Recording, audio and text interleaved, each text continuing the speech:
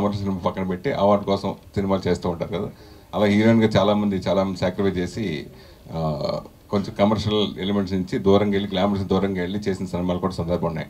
So అలా మీకు అవకాశం వస్తే చేస్తారా? వాటి గురించి మీరు ఏం చెప్తారు? లేదు, ఎనీథింగ్. అంటే ఆ మినిట్ నాకు స్టోరీ ఎక్సైట్మెంట్ ఇస్తుందంటే సార్ నన్ను నేను చూసుకోగలుగుతాను, నాకు పొటెన్షియల్ కనిపిస్తుంది అని అంటే నేను కమర్షియల్ కానివ్వండి, హీరోయిన్ ఓరియంటెడ్ కానివ్వండి, ఆర్ వాట్ ఎవర్ మీరు అన్నట్టు I'm up for doing it. నాకు ఆ మినిట్ ఆ ఎక్సైట్మెంట్, ఆ బిలీవ్, ట్రస్ట్ వస్తే నేను చేస్తాను.